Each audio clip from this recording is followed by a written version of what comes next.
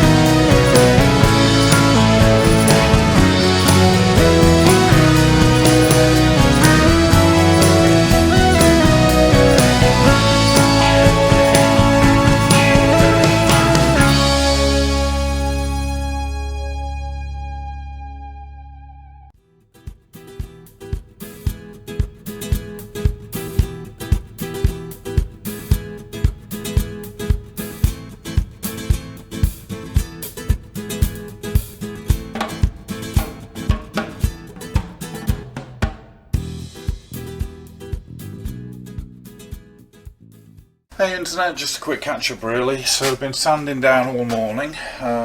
We're doing quite well. So far we've got both of the side panels done. One's just got to be finished off a little bit more, but generally it's finished. The bikini fairing, well, let me show you. The bikini fairing was great. That's sanded down an absolute treat, that did. It's obviously been painted well, and yeah, it came off well. Tailpiece just got to be finished off a bit, and again the same with the mudguard really. The biggest problem that we've got is the tank. Right, yeah, so let's just have a look at the tank. So I know the guy said he'd painted it in like really cheap rattle can white paint, but boy oh boy, it must have been, you know, buy one get five free, because the stuff just won't come off. As soon as it must be getting warm with the sander, and as soon as it does, it just clogs the sander up. It sort of peels back. It's gooey and horrible. And it sort of leaves, I don't know if you can see that, this residue behind, which then is lumpy, so it's all got to come off. I'm of half a mind whether to get some paint stripper and just do the whole tank. I didn't particularly want to have to redo the filler, because it's a good job. The tank feels really smooth, but you know, I might just have to bite the bullet and do it. Because it's like here where you can see it's gone right through to the metal, and you can see the various layers of different paint. It is a ridge. I mean, it's just nasty. I even resorted to getting my Works multi-tool out, this one, and you know, it's pretty good. And this sort of heavy duty almost grinding pad really was really good for around the edges of the tank, as you can see here. I always think it's an area that gets really neglected when people are painting, or often can get neglected when people are painting. You know, they give it a cursory rub down and then on goes the paint. And I think it really makes a difference with older tanks like this, you know, that are being painted time and time again, because if you just keep painting over it, you lose the edge, and you lose that definition. So I'm really pleased that I've taken that down with the multi-tool. It'll really make it look nice when it's painted up. But yeah, so I tried the multi-tool on this, and again, it just this white paint just clogs it up as fast as you try and get it off. I've tried to leave the paint to cool and then go back on, and that's not doing too badly, but you know, it's just taking a while. One of the interesting things I noticed was, I think that the original colour is the burgundy, and I don't know if you can see here, but you can see an actual gold stripe and a black stripe next to it, so it must have had black and gold stripes running up the tank on either side, which, you know, back in the day must have been quite fancy. You can see a bit of them there, and then you can see a bit of the gold of the stripe there. So that's really interesting. I really like uncovering that sort of thing, so you can get an idea of how it looked back in the day when it was new. Now, I don't know whether that was the original colour. I am going to have a look on the internet in a bit though, when I finish for the day, just to see if it is. But yeah, that's really nice. So it's worth the effort. So yeah, I'm going to crack on now and see if I can get this off. It's like I say, look at this residue it sort of leaves behind. The paint is just so thick and nasty. I'd really like to take it all the way down to bare metal, but we'll see.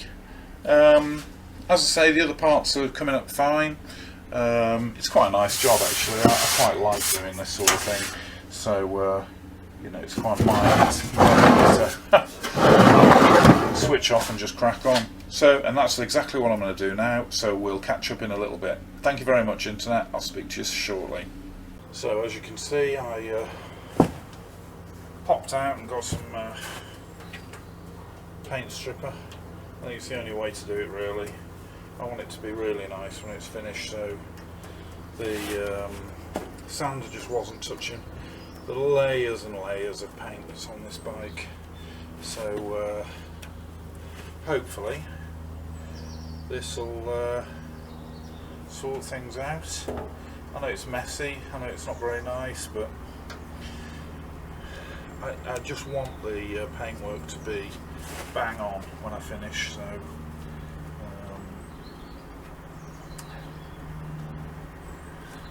I'd rather get this done now than have to look at the paint afterwards and think, you know, I wish I'd done it a bit better, or I wish I'd bothered to get the paint stripper. Ooh. Nasty, nasty stuff. I don't particularly like it, but